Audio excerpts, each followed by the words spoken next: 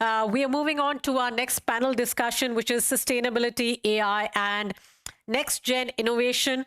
How do we accelerate industry transition? And let me introduce our panelists for this afternoon. Per Andersson, he heads the Secretariat for the Leadership Group for Industry Transition, Lead IT, which is facilitating global collaboration on decarbonizing heavy industry. I'm also very honored to have with us Annika Ramsköld. I hope I'm pronouncing your name correct, Annika. Head of Sustainability at Vattenfall. She steers one of Europe's largest energy companies towards fossil-free operations. Very welcome. Also joining us today is Rémy Kolessar. He is Director of International Cooperation at Vinnova. Vinnova is Sweden's innovation agency, and he is in charge of promoting cross-border partnerships. A warm welcome to you. And joining me on stage is David Högnelid, Vice President of Minerals at LKAB. He leads the shift towards sustainable mining and resource management. A warm welcome, David, to you as well. And also, once again on stage, Erik, Enecker, CEO of Ecometrix, the newest member of Lead IT, also leading efforts to harness data and digital tools for sustainability. So a very warm welcome. We are so excited that all of you are here at Engaging India at Almedalen. So let's begin. Let me start sort of with the first question on innovation, and I'm going to pick up of some of the key words from this panel. We're talking about industry transition, we're talking about sustainability, AI, as well as next-gen innovation and climate. Let's start with next-gen innovation, really. Annika, perhaps I will start with you.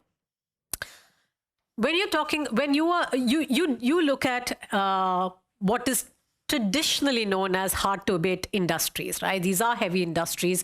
Making a shift and transitioning takes longer, takes a lot more work than, say, a young industry.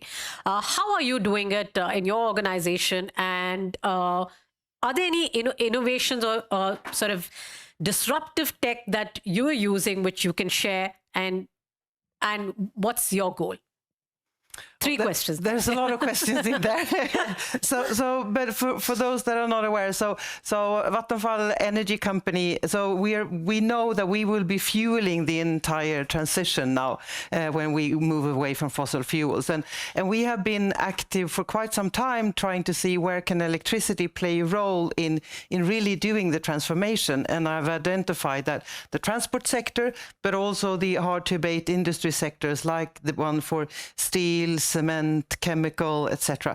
Those are sectors where electricity will be very important, or at least either the green electrons or green hydrogen that you produce in there. So we have realized that since all these technologies are new, it's not enough that we just stand there as a supplier of this electricity, because what we also need to do when we build out a new electricity, we will need a lot of steel to the wind towers, to the towers for the grid. We will need a lot of concrete for the foundations, etc. So we've said that if we want this to be truly fossil-free, we need to be part of this ecosystem in building the new things. So we for a long time said, where can we use the knowledge and our things and work together with others, and that's why we've been engaging in the transport sector for a long time. Already back in 2008 we formed the partnership with Volvo Cars to produce the plug-in hybrid, so that was very early a partnership between two different branches or industries that didn't used to work together. We have done a similar thing now when we collaborate with SSAB and LKAB, the mining and steel company, to produce the fossil-free steel. Also there, bringing different industries together, where we all, if we only looked at one of us, we would not have been able to do the investments into this technology because it was too high risk. But if we merged technologies and knowledge from three different industries that had the joint vision then of using hydrogen in a smart way and could benefit later on, then we could do that. So I think it's more to come back to some of your questions, I think one of the key things to drive innovation forward is to look at where are you and your company and your knowledge in a larger ecosystem, and how can we, together with those closest to us in this ecosystem, where can we drive change, and what are then the common denominators that we can work together on and try to drive forward. I think that's one thing. But then you also asked something on sort of what make things happen, and I think that you really move things forward. And one thing is what we talked about, the openness of daring to share, exactly what Ambassador talked about. We need to dare to share information, but also it's very much about also daring to put money on the table. What we've done, we take off-take agreements of fossil-free cement, fossil-free steel, even if it's not even existing already. We say we will commit in a number of years' time to buy a certain amount of this volume, even if we know it comes with quite a high premium. We're not even aware of the actual premium that will come, but we still commit to do that in order to drive the innovation, to give the sort of demand signal to the market to make them dare to do the investment, and also get bankable contracts. Well, that's a very important de-risking factor, really, which is needed to drive any acceleration. But you mentioned LKAB, and I will come to you, David. It's mining. It is a hard industry.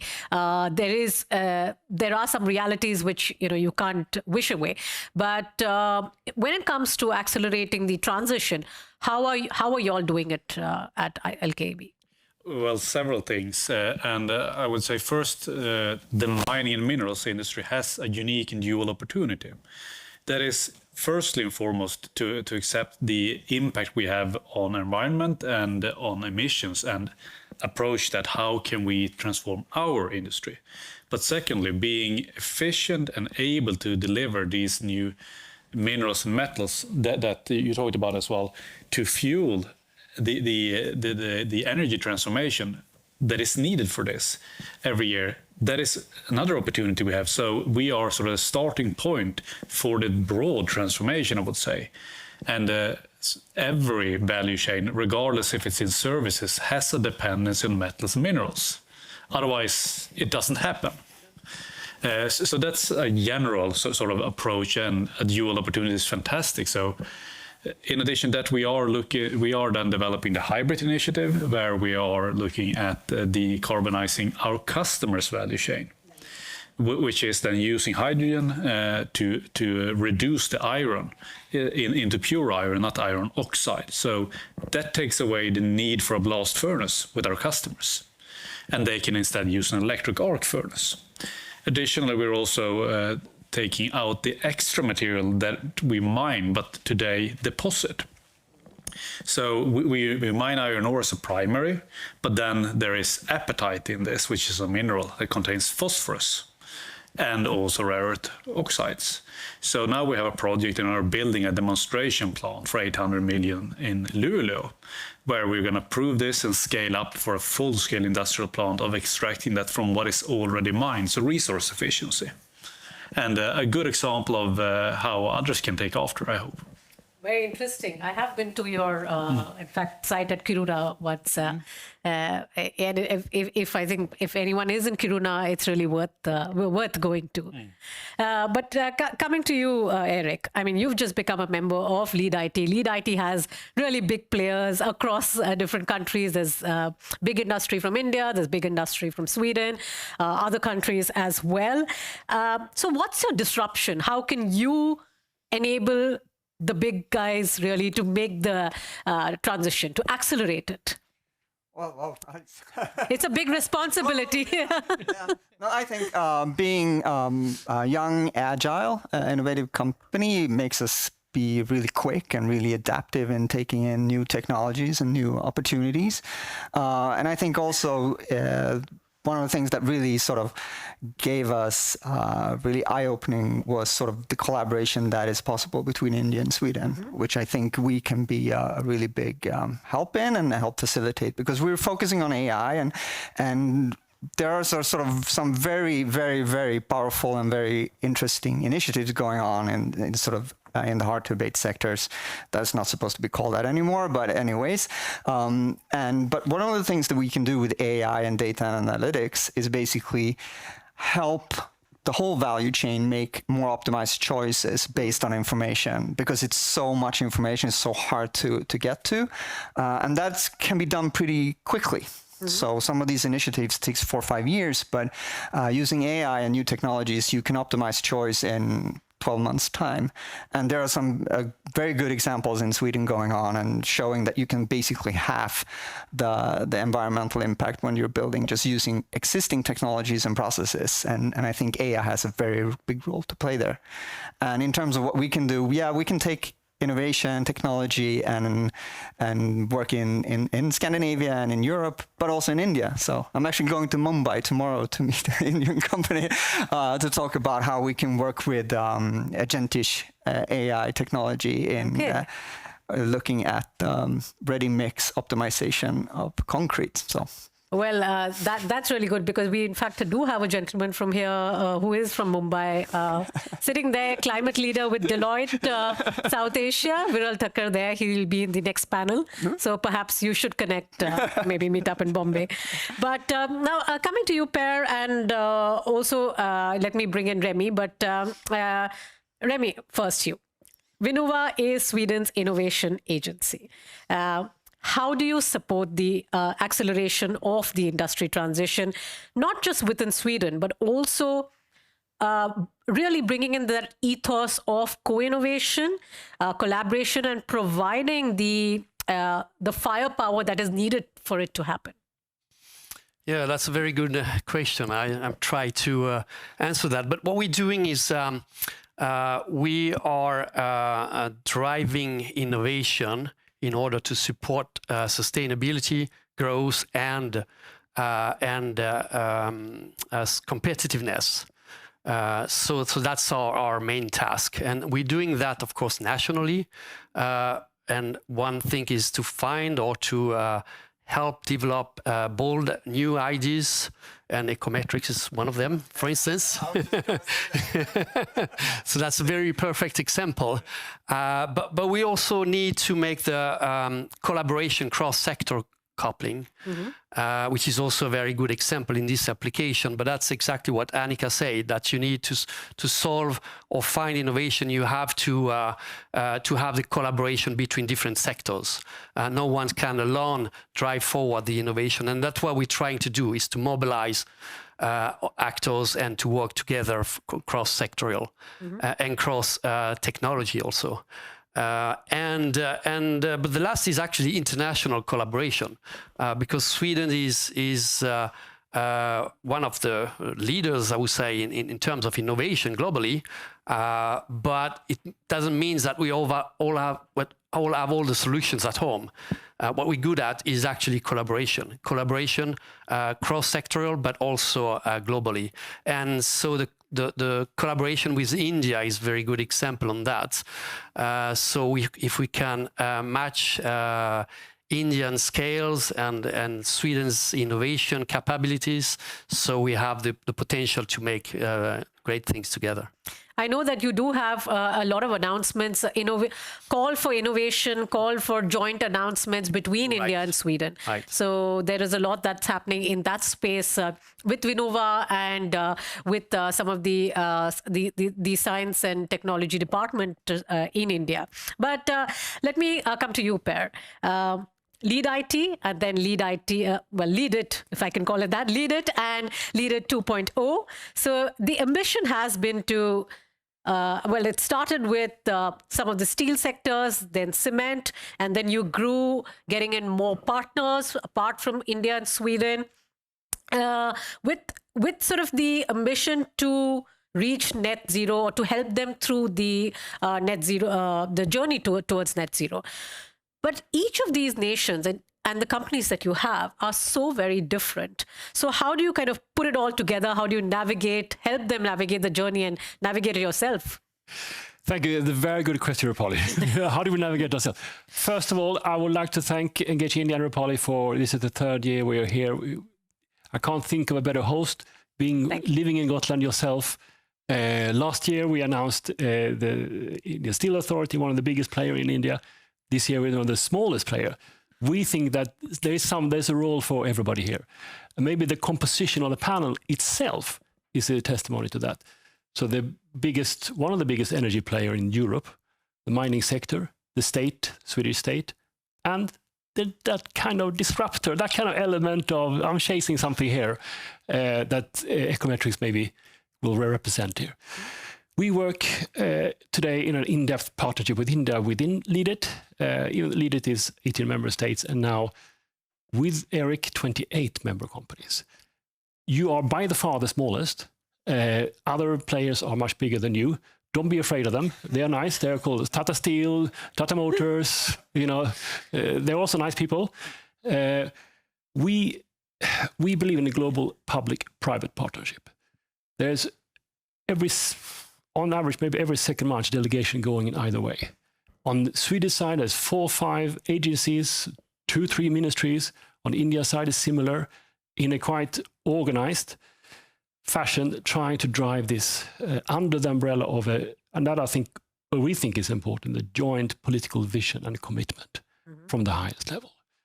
So with that, and a bit of what Annika was saying, daring to put money and ideas on the table, working together in partnership, driving both that incremental change by innovation, but also looking to that breakthrough things. And how can we together de-risk our investments here? I think that was very important. And we noticed that as more and more people meet, India come here, we are not so different from each other after all. We're quite similar in the end of the day. We just have to find each other. So that human meeting is super essential to us. I'll stop with the saying that, this week in Almedalen, I think Engage India is a superb voice also for the Indian community here, and also to people to discover India. That is maybe something that's lacking in Almedalen at the moment. There's a lot of talk in Almedalen this year, of course, on resilience, preparedness. I just end with we think also that to partner with other friends is also being more resilient. If you have a lot of friends in crisis, you can work it together. I'll stop there. Well, I think you've summed it up really well, Per. I think that's very interesting. And in fact, we do have students who've come from Uppsala to be here. And then later on in the day, there are startups between Indian students and Swedish students who will be making a pitch here. So there is a lot of engagement going on, and better place to be than really Almedalen to have these discussions. But I'm going to now pick up the other key word that we are seeing there, which is AI. Any of you not thinking of using AI or not using AI? Any hands? Yeah? Okay. So then I can ask the question, I think. So let's start with the companies first, really, and not the disruptor, but first the big companies. How are you bringing in AI, and it's a very broad phrase, really, AI, AGI, into the mix?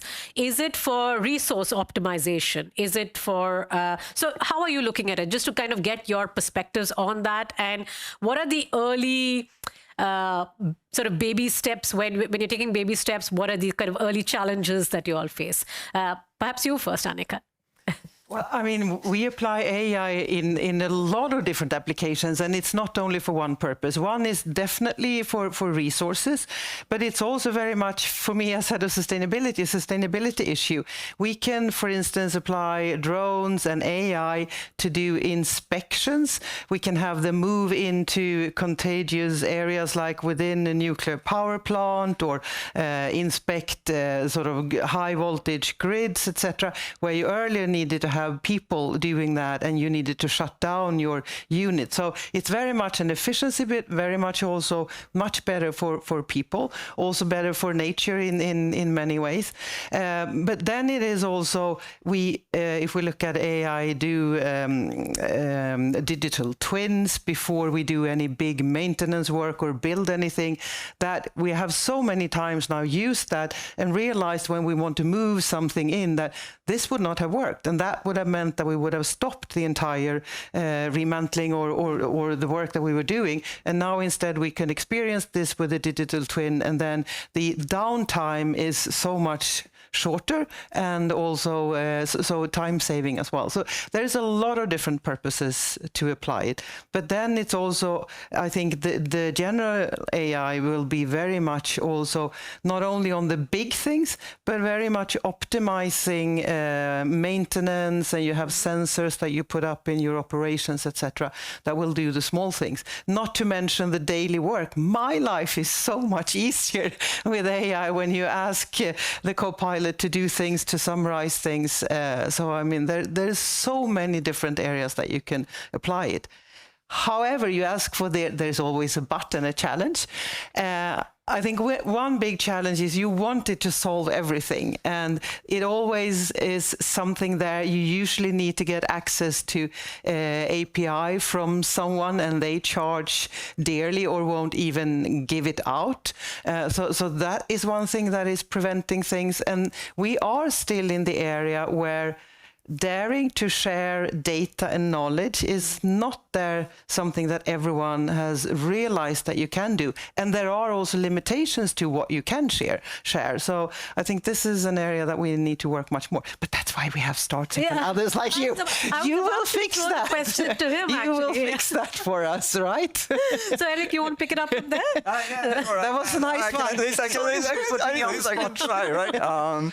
No, I totally agree. We use it for everything, obviously. We're using AI for everything we do, apart from walking and eating, basically. But I would say, yeah, daring to share data is one of the issues. I think some of the new architectures coming out will solve some of those problems with the agents, where you can sort of bucket some information and just make it available for some solutions or for some users. But the other thing I think right now from an AI perspective is hallucination is a big issue. Because the AI sort of is like a person, would like to give an answer even though it doesn't know the answer, and it will provide it to you. And we work with large amounts of data, and the problem is we don't know which one was hallucinated. So that's a big issue. That's something you really need to work on, and we do extensive work on that. So I say that is a problem, especially when you go into some things that are really sensitive, like building a building or something like that, because if it hallucinated on one little thing, that might have catastrophic consequences. So I think that is one of the things. But we've just seen the beginning now. So, yeah. But I usually say I think about it as I'm Santa Claus and I have all these Santa's little helpers, and those are sort of the AIs that can do a lot of work for you. But you still have to check the airplane, right? See that it actually flies. Right. David, how are you sort of integrating AI into mining? In several ways. I mean, we used to say in the old days, perhaps the image of a miner is with a pickaxe and a hard hat. That's not how you mine in the future. Is it ones and zeros? That is the reality of it. And we have been doing sort of from early on with automation, autonomous trains, and whatever we have. And as we go deeper and we say we want to decrease our impacts, is about autonomous solutions, digitalized, and carbon dioxide free. Those go hand in hand, really.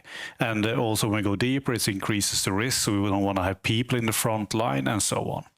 I would say also digital twins. We are looking at several big industrializations already on the planning stage to foresee how could you do preventative maintenance or big maintenance jobs without building it incorrectly from start. It becomes a much better process. And also when we're developing new processes now, like with a hydrometallurgical process, how to extract rare earths from the iron ore waste. Then we do modeling and scaling by that and significantly reducing the number of actual experiments done. So it helps everyone. And I do cheat with it every day at the office. So how do you, for example, let's put that to Rémy then. How do you kind of create an ecosystem where you're solving for, of course, industry transition and an energy transition, but also bringing in AI into the mix? I believe, sort of Vinnova is looking at giving that boost to several young companies, cross-border sort of innovation. Tell us something about that. Yeah, and that's once again the basis of innovation and the way we see it. It's about collaboration between different type of actors, not only different sectors but different types of actors. And what we're talking about here is integration of different type of technologies. AI is on everyone's mouth right now, but you have other critical technologies that are upcoming also that actually converge. If you take quantum computing, for instance, so the combination of AI and quantum computing can be quite powerful. So that's the kind of things we see in different technology going together. And so we can't develop that aside. We have to bring together all the technologies development, and all the actual actors, the public sectors, including, but of course the traditional industry, if we want to succeed and to bring forward the competitiveness of Sweden. So really, this ecosystem is the way we see and look at innovation. You can't only pick one size and then develop it from there. Indeed. And I think to develop an ecosystem, policy is also very important. So I'll put the question to any of you all. How can, say, industry and, say, Lead IT and Vinnova, etc., enable the policy to move with the times? So often, it's a little sort of behind, especially when the internet sort of came in, when www, etc. So the policy was a little at the back, right? So how do we ensure that sort of policy is also moving along with this transition? Any of you can take that. Fair? Do you want to take it? Yeah. I can start. So, not being an expert on AI, I just consumer awareness here. So for us, it's tempting to just look at Ecometrix, for example, and say we want that pace, because in the transition to reduce the emissions, we need pace. We need the AI, but of course there's an understanding that the regulatory body also has to move, and they can't move in the same pace. It needs a democratic scrutiny. It needs a consultative process. It needs to be safe. It needs to be safe for everybody. There's lots of issues on privacy and all the governance of it. Annika pointed to the sharing data. Yeah. That could be a crucial point. So maybe we, a little bit in tandem, find also a model, a regulatory model for sharing in the best way when it comes to that crucial global green tech. Because if we have the solution and we don't use it, then something's also wrong. So I'll stop there. But I think you raised a very important point. Annika had raised about data sharing, and these are real and genuine concerns. There are issues of IP, there are issues of how much money has been gone into R&D, and then of course security issues. How can kind of policy, any suggestions for policymakers on how some of these can be ironed out? Any of your thoughts? Maybe Erik, as a young company, and then we'll move this way. Yeah. I think policy is definitely one. Now, I think risk-taking is, I know this is hard from a policy perspective, but I think sort of if we want to move the pace forward and increase the pace, I think a little bit more risk-taking on the policy side as well. Yeah, probably some policies are not going to be perfect, but again, hopefully that will enable a lot of technology and a lot of innovation coming up. And I think that's just a risk that I think is worth it. So I think risk is taking a little bit more risk on the policy side. The other thing I think is also there's a lot of humans that need to adapt to this. And a lot of humans are not that adaptable and want to change, and I think we just have to be conscious of that. I met this guy working in construction, and he said, well, if this college kid comes up and tells me an AI had told me that you should change the way you've been working for 30 years because it will lower the climate impact, that guy will just look at him and say, boy, I have more hair on my hands than you have on your chest. Come back in 10 years. And I think that's sort of one of the things that we just have to realize, that is also a big challenge in transition. Yeah. Well, that is true. And I mean, if you're just touching on AI, then there are other factors of, the energy. And that's something that Annika can also perhaps comment on. There is intensive energy use also, right? Absolutely, but I think again there we can use the AI also to optimize the way that you're using energy and also ensure. I mean, we work together with data centers that you also use whatever excess heat that you get, that you can use that and you repurpose that. So I think it's again you need to look at your full ecosystem and see that you optimize it. But I would like to get back to this with policies because and build on what Erik said. I think what we need to have policymakers daring to do is not that we check everything before we put the policy in place and then we run with it, but also here dare to do more pilots and there are a number of collaborations where you have actors in an ecosystem and then you can have that as a sandbed and test. So what if we would do this and then see does it actually play out or not? So I think in order for us to be quick enough to be able to do the changes that we need to do, I think also when it comes to policy making, we need to dare to be a little bit different and also try to do pilots, which is something we're very used to do in the industry, but that's something. Yeah, go ahead. If I may continue on that point, is that that's exactly what we need to innovate in terms of developing policies. And one way is regulatory sandboxes where you, exactly as you say, in terms in other technology and industrial development, you need to test pilots and then you can scale up, and that's exactly what we have to do for policies. And so regulatory sandboxes, I think, is one of the solutions. We're actually trying to. We did actually a study for the government to propose that related to the EU legislation, and which is actually very linked to the specific area we're talking about here, and I think that is really one of the key aspect to make it forward. Right. But another thing is we've been talking a lot of partnership, but I think we need leadership in terms of strong commitment in where from the policymakers, from the political levels to secure the long-term transition. So if you only have all those other aspects, it's not enough. So you need really this commitment. Right. So this combination, I think, is very powerful.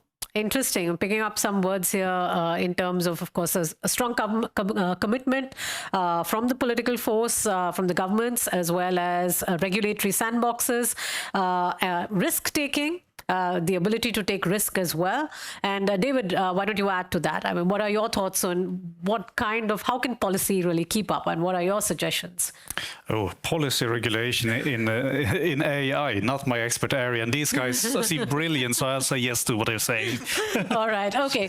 We'll then move on to two quick questions. I know we have some 2 or 3 minutes left, but in terms of collaboration, and we're talking about India and Sweden, they are, of course, at sort of different trajectories in their transformation, and also they are markets for each other, right? So is India in any of your vision for having a collaboration? Of course, it's the main job of Per, so I will skip him, but the rest of you. Yeah, I'm going there tomorrow, so definitely. As of now, David? Yes, we already have engagements with India, and it's a big potential market, so obviously, and a growing one as well. Mm-hmm. Yeah, and we of course have been driving the joint partnership in innovation many years ago now, and so that's something we really looking forward to continue, and that's very important part of this collaboration we're talking about today. Okay, Annika? And for Vattenfall, we're not active in India or will expand beyond Europe, but for us it's more about sharing the knowledge, and anything that we do and test, we can do it in a smaller scale, maybe in Sweden, and then it can be exported. And we have a lot of discussions and dialogue with the Indian companies on more sharing of knowledge and experiences. Interesting. And Per? I can say also the opposite is true. If you go to the northern Sweden, you find a lot of Indian engineers, the CTO of the steel companies, you find Indian technical solutions. So the industry transition in Sweden is partly driven by India. It's both ways. You're perfectly right. We have lots of Indians in Vattenfall, not the least within IT and general AI, etc. All right. Well, Per, Annika, Rémy, David, and Erik, thank you so much. This has been very interesting for me. I hope the audience enjoyed your perspectives as well. And welcome once again to Engaging India at Almedalen. We will take a short coffee break. 10 minutes. Please have some cookies and coffee, and then we will be back for the next fireside chat with Klaus Kunz, who's traveled all the way from Germany, and he's going to sort of share his insights on climate sustainability and regenerative, resilient agriculture and food production. Thank you.